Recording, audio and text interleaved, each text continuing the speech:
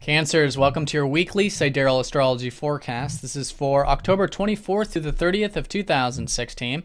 I'm Athen, and this channel is about using the actual constellations in the sky known as Sidereal Astrology. If you are new to the channel, be sure to check out the link down below for more information.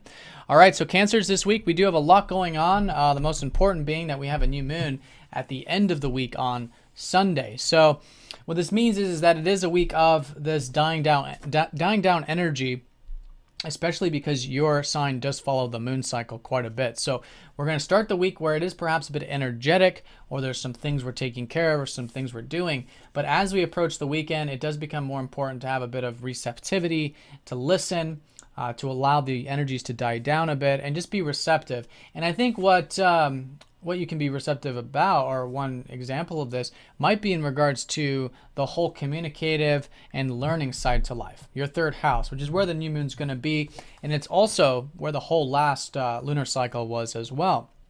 So in many ways, it's a second new beginning involving the importance of having this mental energy. You know, some of you might be reading, writing, taking courses. Some of you are learning a lot about your communication at the moment, or correspondence and exchanging. Some of you trading, which could be exchanging ideas or exchanging quite literally goods and things like that in the marketplace. But whatever it is, it's a good week to sit with it. Maybe detach, let some things go that are no longer serving you in that department. And then as we go into the weekend, you'll have created a bit of space to then plant some more new beginnings with this. Some of it too might have to do with your home life, in fact, because the new moon will be very close to your fourth house. So for some of you, it could be new beginnings with your location, some new beginnings with family, some new beginnings with your health, perhaps. So maybe those are also some things you can sit with and set some intentions with as well. Now, this new moon is going to be conjoining up to Mercury, so really emphasizing the third house because Mercury rules your third, but also your 12th, which is a bit of the acceptance and intuitive approach to life. So again, maybe a new beginning about the importance of alone time, meditation, prayer, anything that helps you connect to that presence, I think, can be very supportive. And it really is a supportive new moon. It is going to be trining up to Neptune, which is very nice. And this is perhaps a bit of depth and intimacy and openness that can be certainly shaping up in regards to, again, maybe the home stuff, maybe the personal things, and also maybe that mental, communicative, and exchanging stuff as well. So that's the most important thing this week, but let's go ahead and look at the aspects because we do have quite a bit going on as we approach that new moon on Sunday. One is going to be Venus squaring up to Neptune and sextiling up to Jupiter. So this has been, first of all, Venus, who's recently gone into your fifth house. And so this is the house of your self-expression. And this may have been an area that's already been quite limited, or you're having to work with or be very patient this year, involving the self-expression or involving your creations or the things that are close to your heart. So it's still a great week to do that, but with Venus here, it can lighten it up a bit.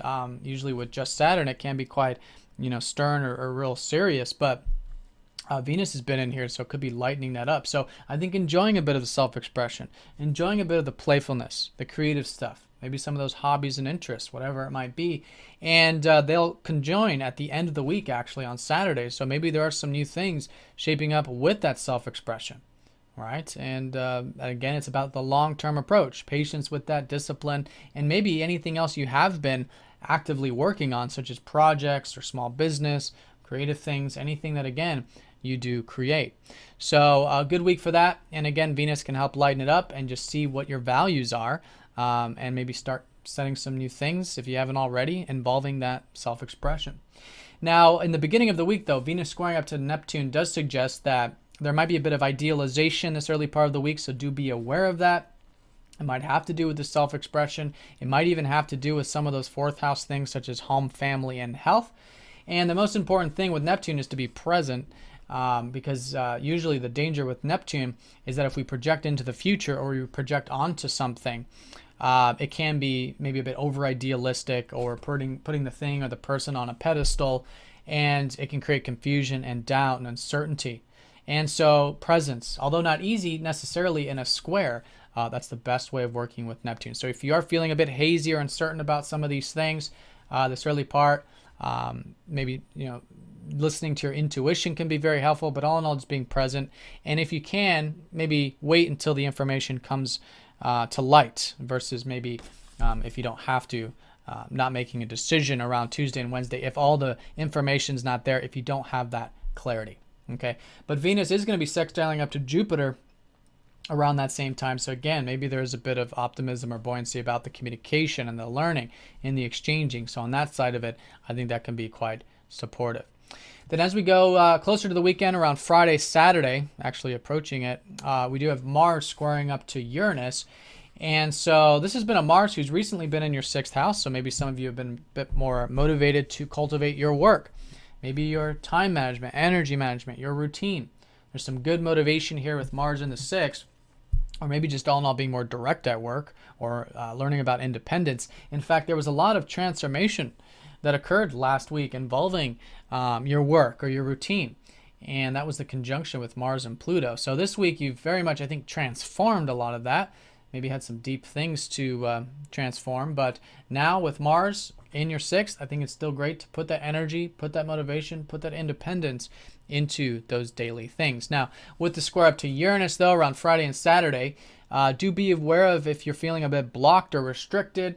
If you feel like you want to break free, make some sudden changes, be aware of that, because the square up to Uranus can perhaps foster up a bit of impulsiveness or want to make some sudden decisions or something like that. So with awareness, then it can keep it very grounded. In fact, do listen to that freedom. If you are feeling like breaking free, making some things, there's certainly something there to listen to. You just want to make sure you're implementing it nice and slowly without anything rash or sudden, which is the square sometimes. So could have to do with expanding your horizons. You've had Uranus in your 9th house, helping you have more freedom in your life, such as through the open range, cultivating whatever it is, your mind, your learning, expanding your mental horizons or your quite literal horizons can be very freeing at the moment. So implementing that nice and slowly over the weekend can be very supportive and actually very healing, in fact, because Chiron will be involved, sextiling up to that Mars, where you could be feeling perhaps a bit rejuvenated with some of these motivations, those daily motivations. All right, so that's the week in a nutshell. Approaching it, Venus and Mars are both being activated, both in your 5th house of self-expression, both in the daily work and routine. And I think with presence, with both of those areas, maybe taking a step back can be healthy. But all in all, it's still great to continue to develop those areas. Venus getting closer to that Saturn does suggest the importance of enjoying a bit of that self-expression and maybe starting something new with that. And the new beginning is really about your mind and your perspective of things, which is the 3rd house. And maybe the importance of communication and learning and trading with your peers, with your community, and anything else that does involve that to and fro exchanging and learning. All right, so Cancers, have a fantastic week. Thank you for watching, and I'll see you all next week.